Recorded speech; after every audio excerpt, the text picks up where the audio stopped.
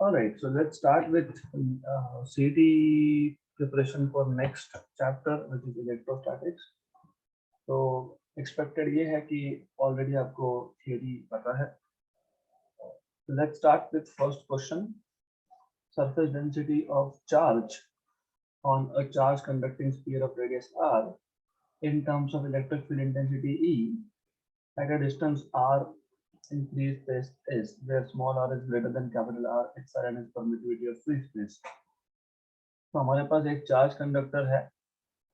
Let's say I have a charge conductor जिसका radius capital R है. This is capital R radius.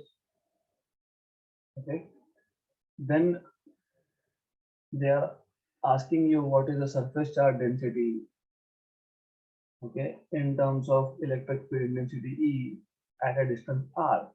यहाँ पे एक पॉइंट पी है, मान लो इस पॉइंट पी का distance from center is small r, so this is r. तो यहाँ पे जो भी इलेक्ट्रिक फील्ड E होगा इसके टर्म्स में,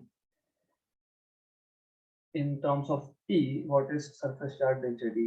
तो if you remember Gauss law, अगर आपको outside charge conducting sphere अगर आपको इलेक्ट्रिक फील्ड निकालना है तो पहले तो आप यहाँ पे गॉसियन सरफेस ड्रॉ करोगे. इमेजिनरी स्फीयर है, तो this is Gaussian surface and this is where you have charge. ये अंदर चार्ज कंडक्टिंग स्फीयर है, चार्ज स्फीयर है, और आउटसाइड जो है गॉसियन सरफेस है. फिर हम लोग गॉस लॉ यूज करते हैं. I am not going to details of it, मैं सिर्फ आपको याद दिला देता हूँ कि what was Gauss law, that's it, because हमको फॉर्मूला डायरेक्टली याद होना चाहिए in any case. So by Gauss law,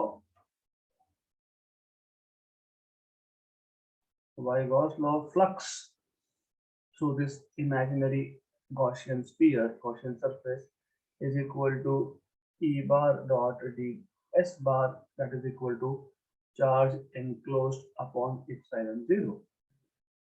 So total charge is Gaussian surface के अंदर कितना है, that is charge enclosed. So let's say कि this is capital Q. मान लेते हैं कि ये capital Q है basically. Okay, so you will have E bar dot ds bar, ये आप सॉल्व करते हो, E ds cos theta equal to charge enclosed is Q by epsilon 0. And as you know, ये जो cos theta है, this is theta is angle between E bar and ds bar. हम लोगों ने जिस पॉइंट पे इलेक्ट्रिक फील्ड निकालना है वहां पे एक स्मॉल एलिमेंट लेते हैं ds, and you already know कि ds का डायरेक्शन और E bar का डायरेक्शन दिस इज सेम, मतलब angle is 0, so theta is 0 ऐसा आता है. Okay, since E bar and ds bar are in the same direction,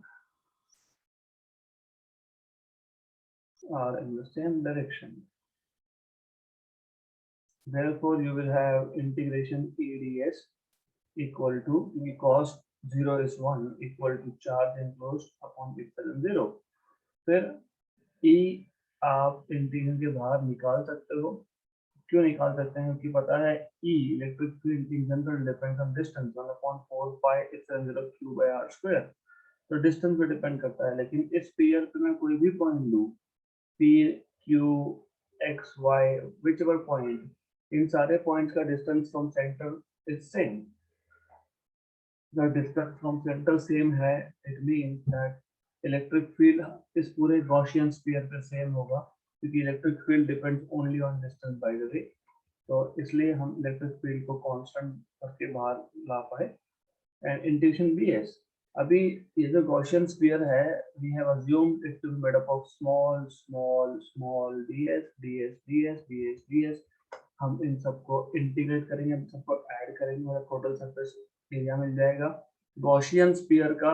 तो यहाँ पे 4 pi small r square use होगा, ये याद रखना, not capital R square. Capital R is nothing but area of radius of conductor जिस पे charge है. तो you will have this as 1 upon 4 by epsilon 0 q by r square. This is nothing but electric field. This is electric field. Okay,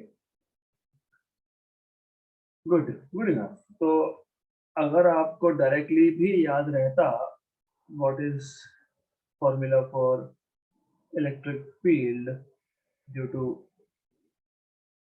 a charge conducting sphere outside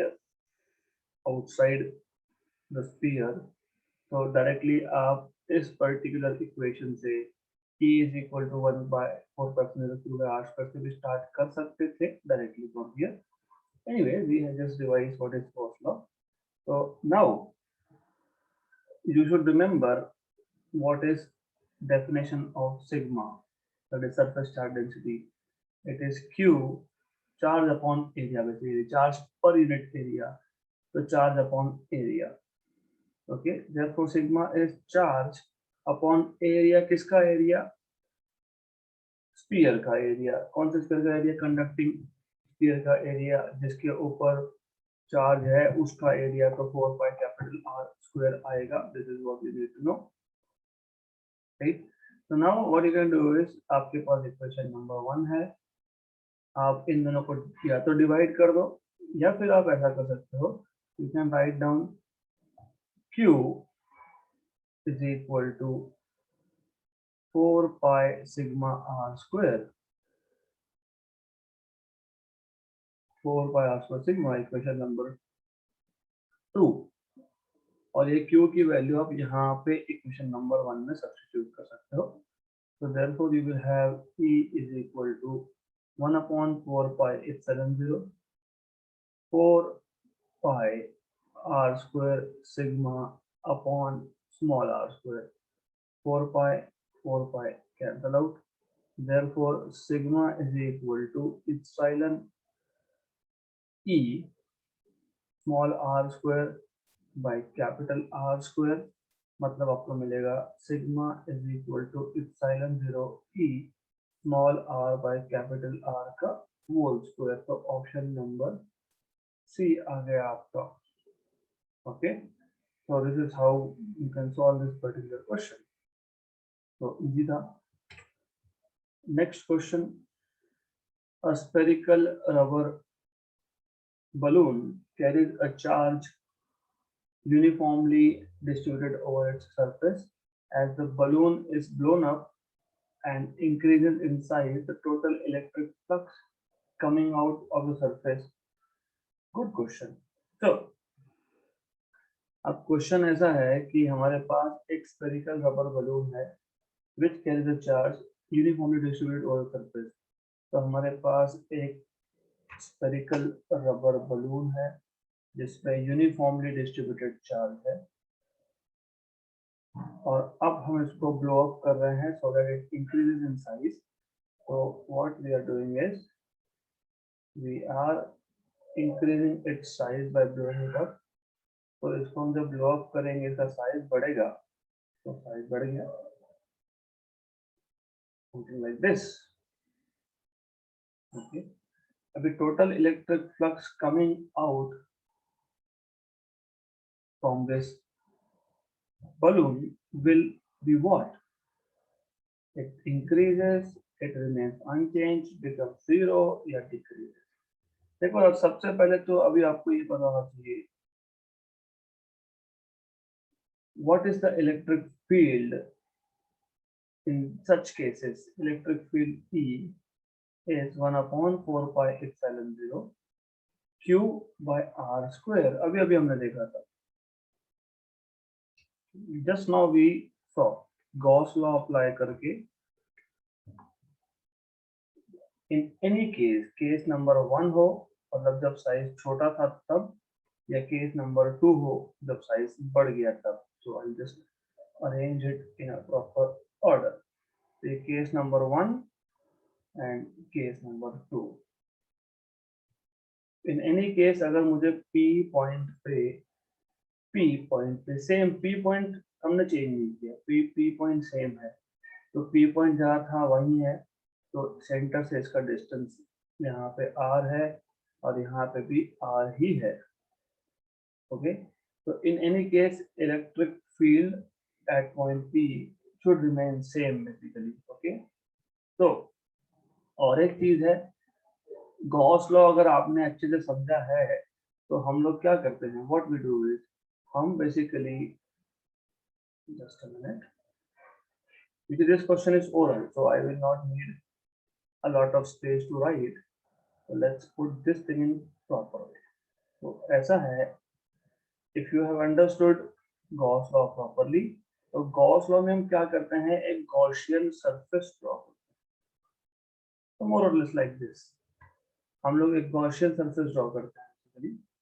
okay, this is that Gaussian surface. अब case 1 हो या case 2 हो, when you are talking about Gaussian surface, इन दोनों ही cases में क्या हमारे पास इलेक्ट्रिक फील्ड चेंज हुआ? नो। क्यों चेंज नहीं हुआ? ऑब्वियसली क्योंकि इलेक्ट्रिक फील्ड डिपेंड किस पे करता है, इलेक्ट्रिक फील्ड डिपेंड करता है चार्ज एनक्लोज पे। तो केस 1 हो या केस 2 हो, पहले बलून का साइज छोटा हो या बलून का साइज बड़ा हो, चार्ज तो चेंज नहीं हुआ, चार्ज स्टिल सेम। हम इलेक्ट्रिक फील्ड जिस पॉइंट पे निकाल रहे हैं उसका डिस्टेंस सेंटर से चेंज हुआ क्या? वो भी चेंज नहीं हुआ। मतलब इन any case this is constant, this is constant, Q भी कांस्टेंट है, R भी कांस्टेंट है, तो E कांस्टेंट है। तो आप बोल सकते हो, यू कैन सेफली से,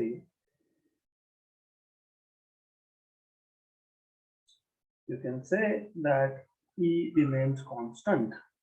So therefore E is constant.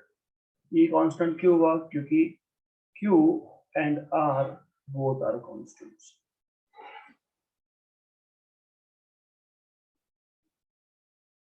और फ्लक्स कैसे निकालते हो? आपको पता है, flux is E bar dot ds बार, मतलब E ds cos थीटा। उसमें से E ऑलरेडी कांस्टेंट है, ds भी कांस्टेंट है। ds क्यों कांस्टेंट है? क्योंकि ये ds क्या होता है, ये एरिया ऑफ, बेसिकली यहाँ पे आपने जो ds लिया था वो फिर आप इंटीग्रेट भी कर लोगे, क्योंकि टोटल फ्लक्स तो हमको इंटीग्रेशन से मिलता है। तो गॉसियन जो सरफेस है, हमने गॉसियन सरफेस को चेंज नहीं किया, हमने चेंज किसको किया है? हमने चेंज किया कंडक्टर के एरिया को। तो इस केस में ds भी कांस्टेंट है, और थीटा तो angle between electric field and ds था, तो वो भी चेंज नहीं हुआ। इलेक्ट्रिक फील्ड का डायरेक्शन तो for positive charges will always be away. तो in this case ds is constant since R is constant, है ना? जिस पॉइंट पे आप निकाल रहे हो इलेक्ट्रिक फील्ड, वहीं पे उसको रेडियस लेके आप गॉसियन सरफेस ड्रॉ करते हो, तो ds भी कांस्टेंट है। Also cos theta is also constant. So E constant, ds constant, cos theta constant, so flux constant, therefore flux is constant, so flux remains unchanged. Option number B. So as long as charge enclosed same है, तब तक flux change नहीं होगा, क्योंकि flux depend करता है charge के ऊपर। तो चार्ज एनक्लोज सेम है, सिर्फ बलून था उसको ब्लो किया, तो चार्ज कहाँ चेंज किया? अगर ऐसा बोला होता कि while you blow balloon you go on adding charges, अगर चार्जेस बढ़ा रहे होंगे तो फिर फ्लक्स विल इंक्रीज, और if you are losing charges then flux will decrease, so on so forth. यहाँ पे चार्ज एनक्लोज्ड कांस्टेंट होने की वजह से flux is constant. So this is how you can solve this question. Next question: the capacitance of a parallel plate capacitor with air as a medium is 3 microfarad. With the introduction of dielectric medium between the plates, the capacitance becomes 15 microfarad. The permittivity of medium in SI unit is. तो आपको पता होना चाहिए पहले तो, capacitor मतलब दो plates होते हैं, we have two plates.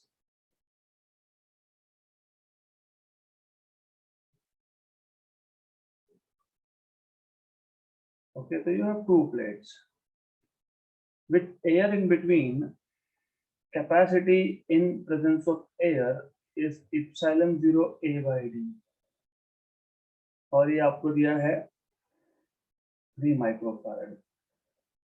Okay, this is what it is given to you.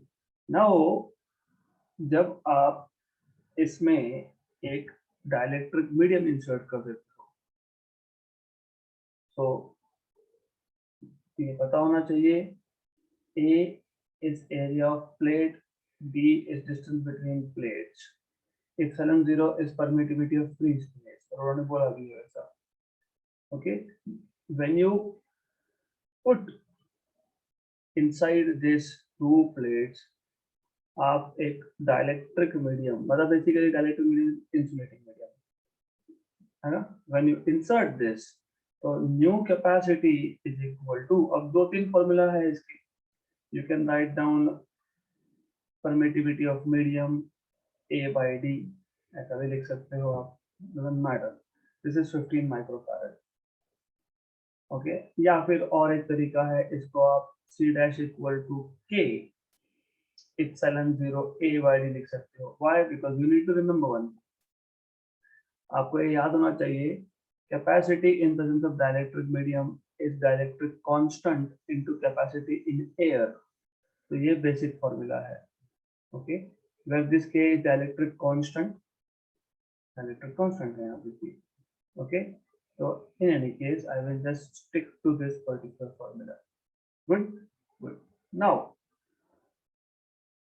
I can take ratio of these two, C dash by C is equal to epsilon m A by D, where epsilon m is permittivity of medium upon epsilon 0 A by D.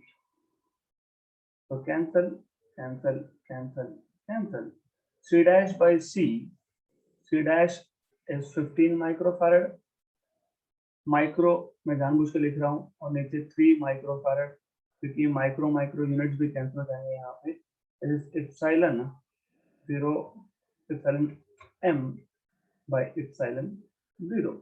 Therefore you will have 1 this is 5 so you will have permittivity of medium 5 times of permittivity of free space. So 5 into 8.85 into 10 power minus 12 SI units.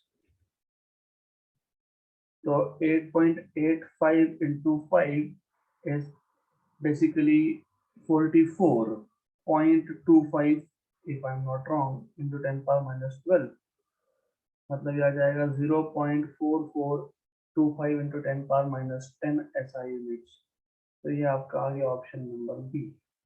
तो simple था, तो सिर्फ basic formulas आपको पता होना चाहिए। You should just know what is the formula of capacity of a capacitor in presence of air and what is capacity of capacitor in presence of dielectric medium. बस इतना ही आपको पता होना चाहिए। You can solve this question very easily. Next question. 5 capacitors each of capacity C are connected as shown in figure. If the resultant capacity is 2 microfarad, then the capacity of each condenser is. तो अब सबसे पहले तो समझो कि this is a joke question because A और B है ना, A और B के बीच में ही पांचों की पांचों है। तो इस सर्किट को मैं ऐसा भी दिखा सकता हूँ 1 2 3 4 and 5। यहाँ पे पॉइंट A है, so you have more or less one capacitor over here, okay, with capacity C,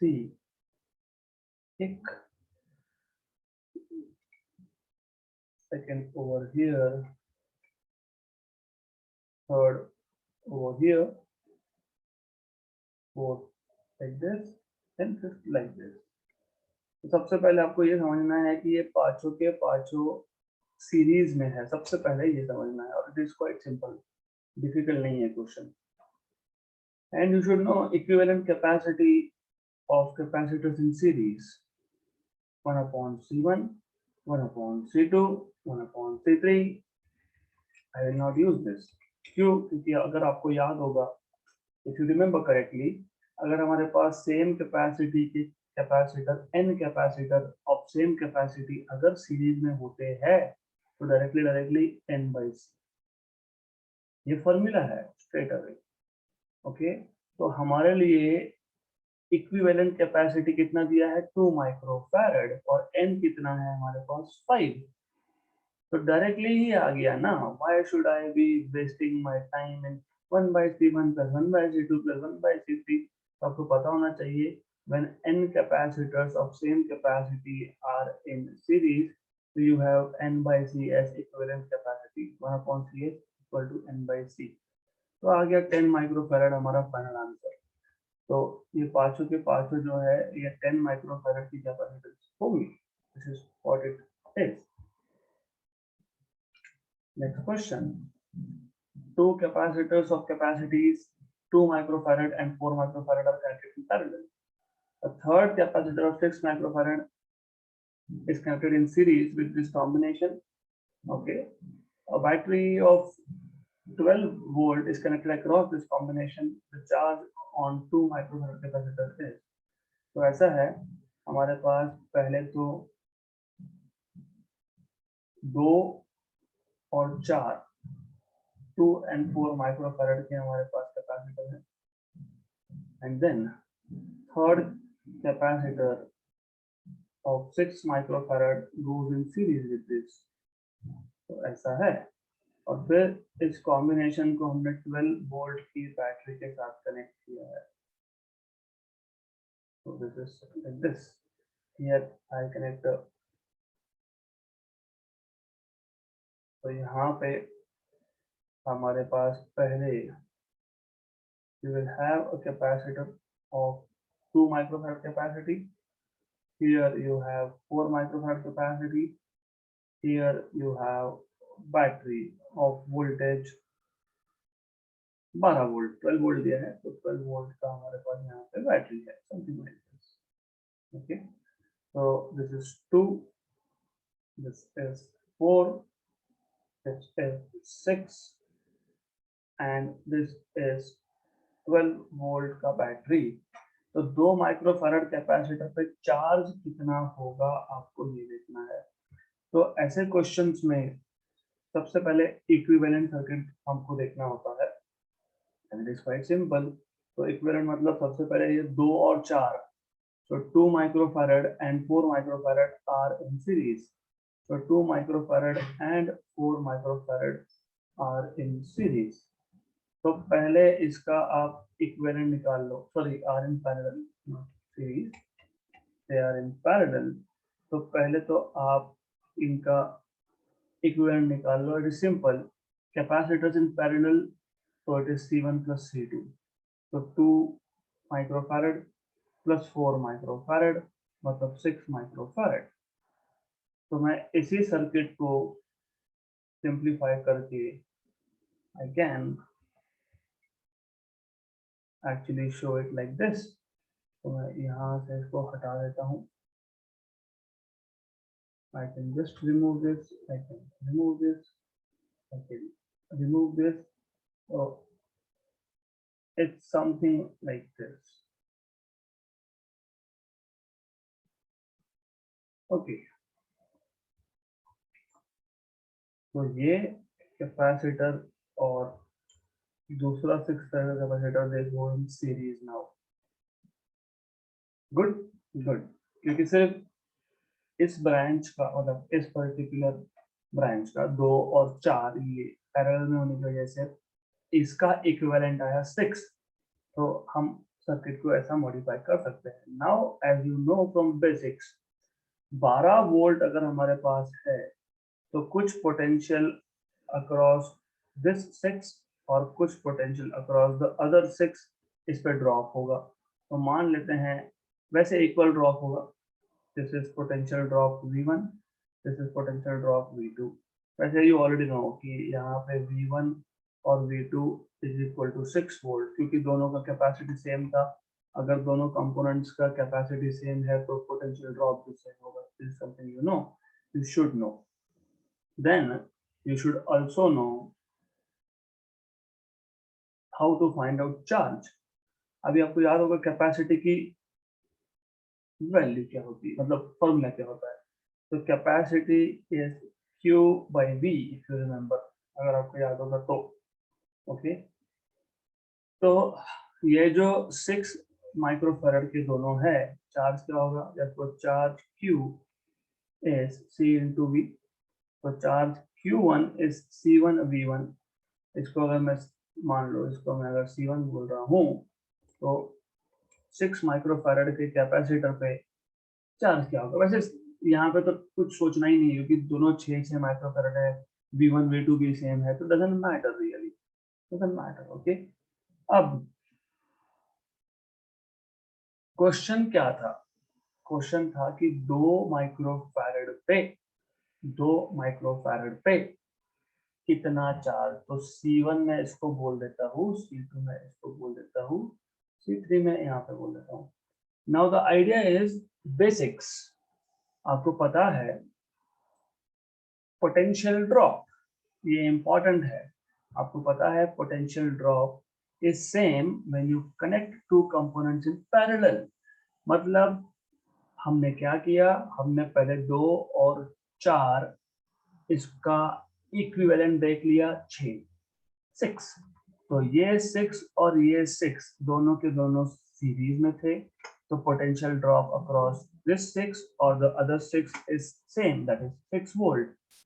अब ये 6 माइक्रोफैरड किससे बना है, ये 2 और 4 इन पैरेलल थे, उससे बना है। और पैरेलल कॉम्बिनेशन में पोटेंशियल ड्रॉप सेम होता है। मतलब क्या, इसका मतलब ये हो गया दैट जितना पोटेंशियल ड्रॉप यहाँ 4 माइक्रोफैरड पे होगा 6 वोल्ट का, उतना ही पोटेंशियल ड्रॉप 2 माइक्रोफैरड पे होगा 6 वोल्ट का, क्योंकि ये दोनों पैरेलल में थे। इसके लिए हमको चार्ज किस पे निकालना है, 2 माइक्रोफैरड पे। तो अब यहाँ पे सिर्फ मैं C1 की जगह पे डालूंगा 2 माइक्रोफैरड, मतलब 2 × 10⁻6 फैरड इंटू V1 की वैल्यू 6 है। हमने V1 इसीलिए फाइंड किया, दिस इज 12 इंटू 10⁻⁻6, मतलब 12 माइक्रो कूलम का चार्ज है। Option number A. तो ये क्वेश्चन मैं आपको वापस एक बार समझा रहा हूँ, what is the basic idea here. Basic idea ये था 2 माइक्रोफैरड पे कितना चार्ज है। अगर ये फाइंड करना है तो पहले ये देखो कि 2 माइक्रोफैरड के अक्रॉस पोटेंशियल ड्रॉप कितना है। वो फाइंड करने के लिए पहले 2 माइक्रोफैरड और 4 माइक्रोफैरड, मतलब C1 और C2 को हमने ले लिया पैरेलल में, उसका इक्विवेलेंट निकाल लिया 6। फिर जो C1 C2 का इक्विवेलेंट 6 है और जो C3 6 है, इन दोनों के अक्रॉस 6 वोल्ट और 6 वोल्ट का पोटेंशियल ड्रॉप है, बिकॉज कैपेसिटी सेम तो पोटेंशियल ड्रॉप सेम। तो फिर हमने बोला कि ये जो 6 वोल्ट है CP, ये CP बना है 2 कंपोनेंट्स 2 और 4 इन पैरेलल, लेकिन पैरेलल में तो पोटेंशियल ड्रॉप सेम होता है। मतलब CP के अक्रॉस अगर 6 वोल्ट पोटेंशियल ड्रॉप है, तो CP जिस 2 कंपोनेंट से बना है उसके अक्रॉस भी पोटेंशियल ड्रॉप, दोनों के अक्रॉस पोटेंशियल ड्रॉप 6 और 6 होगा, मतलब वी आर क्लियर। तो हमको मिल गया what is potential drop across C1, और C1 का तो कैपेसिटी पता ही था, और charge is capacity into potential drop, तो हमको मिल गया 12 micro coulomb. This is how you are supposed to solve this question. Next question, which of the following combinations of 7 identical capacitors each of 2 microfarad gives resultant capacitance of 10 by 11 microfarad? Okay, तो थोड़ा सा case ये complicated है, this is little bit lengthy case. तो हमारे पास 7 identical capacitors है, तो C1 C2 C3 C4 C5 C6 and C7। इन सब का कैपेसिटी है 2 माइक्रोफैरड का। रिजल्टेंट इक्विवेलेंट कैपेसिटी है 10 by 11 माइक्रोफैरड। तो which combination will give you 10 by 11? तो यहाँ पे we don't have any other option but to check each option individually. तो 3 पैरेलल में 4 सीरीज में, तो 3 पैरेलल में अगर मैंने लगाए तो पैरेलल कॉम्बिनेशन का आपको मिलेगा C1 + C2 + C3, है ना? Okay, correct. लेकिन as I told you, logic, अगर हमारे पास n capacitors of same capacity parallel में है तो हम क्या करते हैं? सीधा सीधा NC लिखते हैं, बात खत्म. n कितना? 3, है ना? 3 पैरेलल में, हर एक कैपेसिटी 2 माइक्रोफैरड, तो ये आ गया 6 माइक्रोफैरड, और बचे हुए 4 आपके पास है सीरीज में. तो 1/CS is n/C, which implies 1/CS equal to 4/2. Therefore, CS is equal to 1 का 2 का, तो half माइक्रोफैरड, राइट. तो 3 पैरेलल में और 4 सीरीज में. ओके, मतलब what they telling you is 3 parallel में, फिर 4 सीरीज में, ऐसा बोल रहे हैं. तो ये जो 4 है, ये चारों का इक्विवेलेंट कितना मिल गया हमको? हाफ. और ये जो 3 पैरेलल में है, इसका कितना मिला है हमको? 6. अब 6 और हाफ ये वापस सीरीज में है. ओके, तो मैं अभी पहले केस में आपको सिर्फ डायग्राम बता रहा हूँ, अदरवाइज आगे से मैं नहीं बताऊंगा, आगे से डायरेक्टली करेंगे. C1, C2, C3, C4, C5, C6, C7 ऐसा बोला है. तो ये now you should know that CP and CS are in series. मतलब जो फाइनल इक्विवेलेंट होगा 1/C equivalent, this is 1/CP + 1/CS. Of course, 1/CP 1/6, 1/CS is 1/1/2. तो ये आ जाएगा आपका 1/6 + 2. This is 12 + 1, 13/6, 1/C equivalent. तो C इक्विवेलेंट मिलेगा आपको 6/13, 6/13. तो ये तो आएगा नहीं. 10/11 आया क्या? नहीं, मतलब ऑप्शन नंबर ए नहीं है. Option number B, 2 in parallel.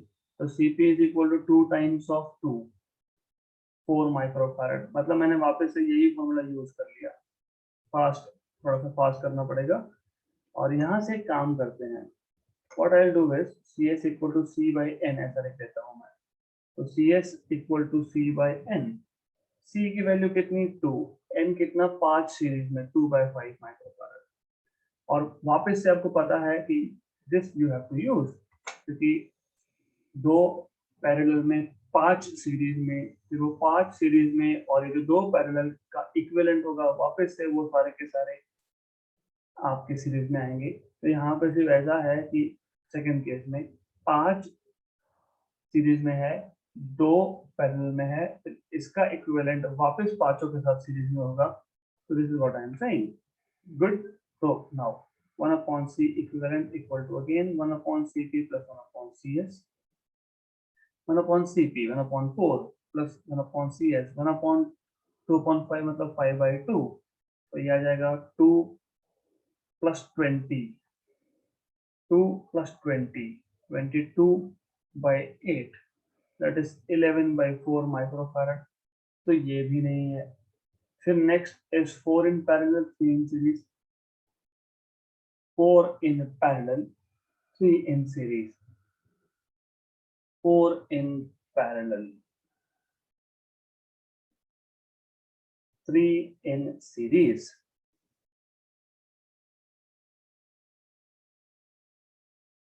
फिर वापस से 1/C equivalent equal to 1/CP + 1/CS.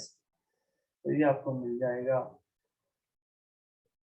By the way, यहाँ पे मैंने इसका रेसिप्रोकल किया नहीं है, तो कर लेना, अगर मैटर ये भी. तो 1/CP 1/8 + 1/2/3 मतलब 3/2. तो 2 and 8 is 24, 26 by 16, 2 and this is yes correct.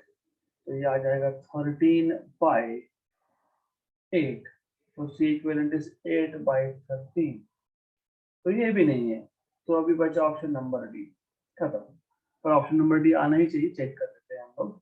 5 in parallel, Cp is equal to 5 into 2, that is 10 microfarad, and 2 in series, 2 in series, so 2 by 2, 2 by 2, that is 1 microfarad, so 1 upon C equivalent is equal to 1 by Cp plus 1 by Cs, 1 by 10 plus 1 हो गया ये 11 by 10, तो C equivalent is 10 by 11 microfarad, क्योंकि ये 1 upon C equivalent था, तो आपको मिल गया option number D as correct answer. This is how you are supposed to solve this particular question. Okay, तो ऐसा करना पड़ेगा, नो अदर चॉइस, करना ही पड़ेगा। Okay, next question,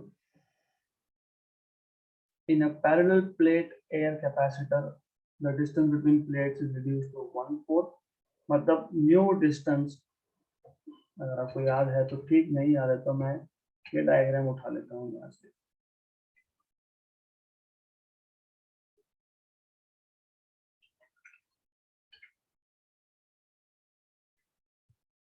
So if you know distance between plate is small d, area of plate is a, तो उन्होंने बोला है कि distance between plates is reduced to 1/4, मतलब d2 is equal to d1 by 4 ऐसा बोला है, and the space between them is filled with dielectric medium of constant 2.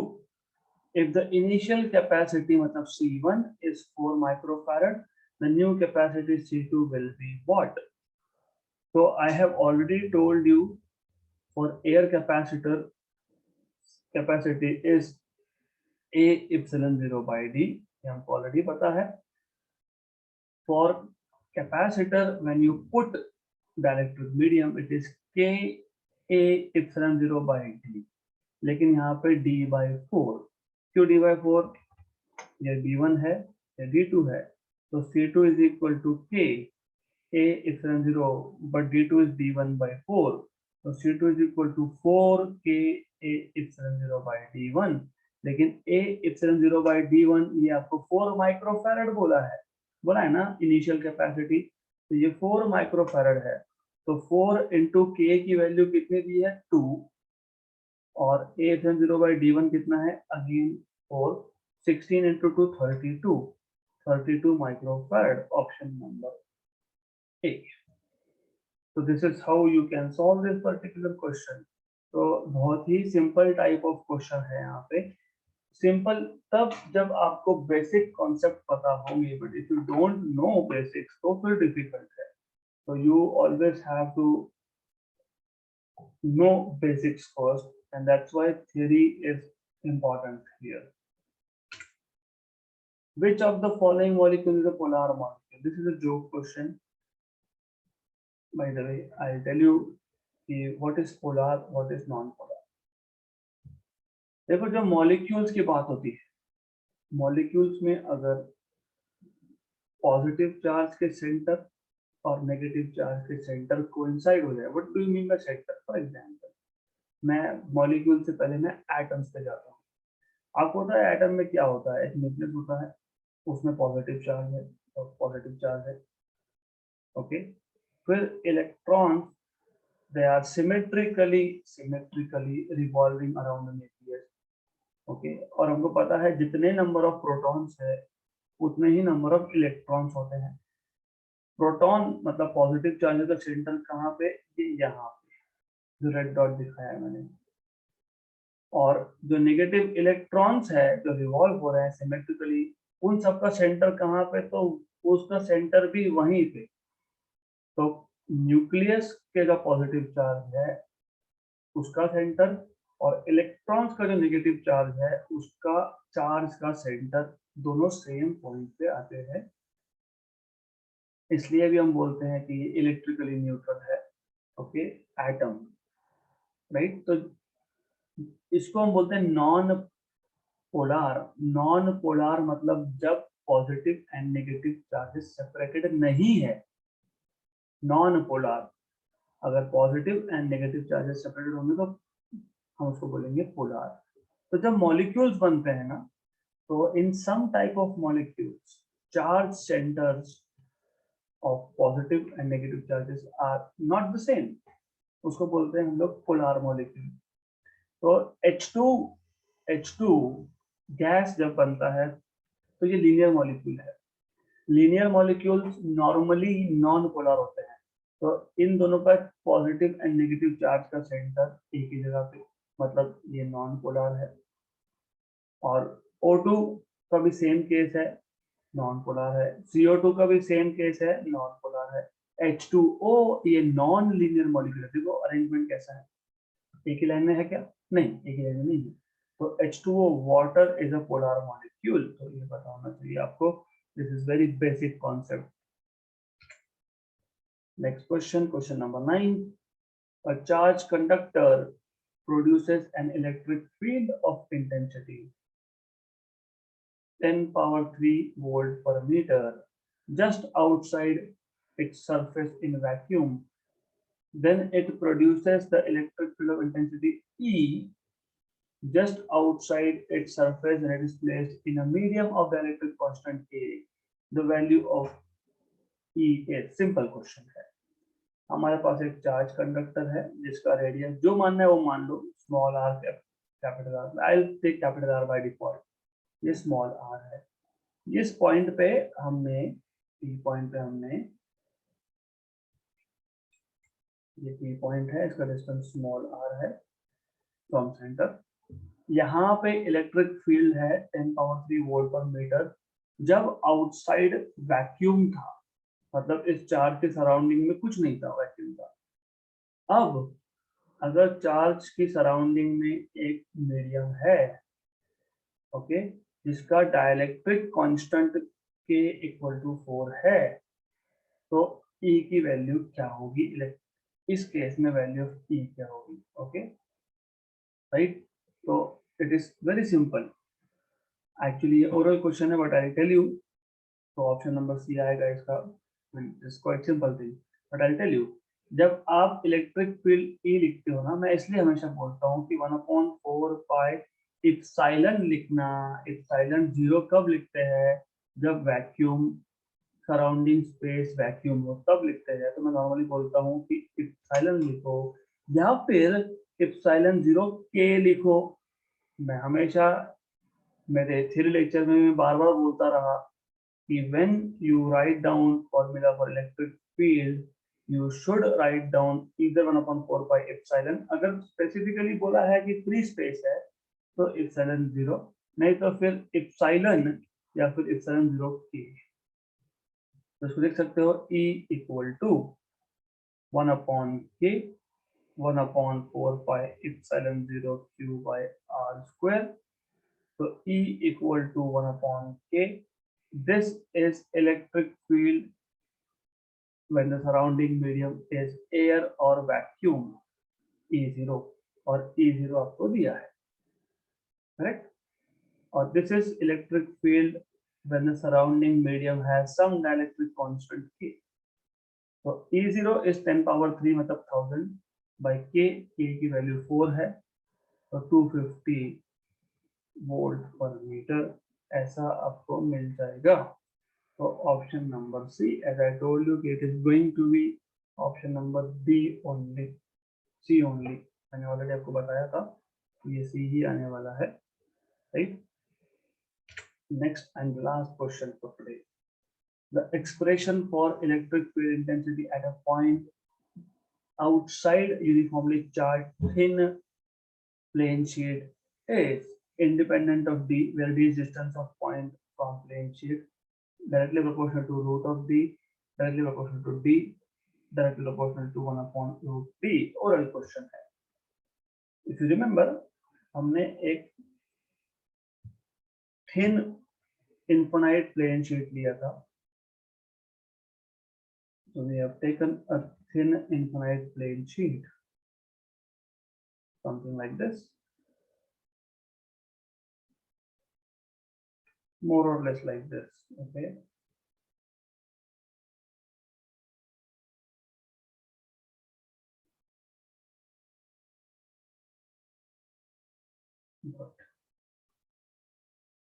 इस पे चार्ज है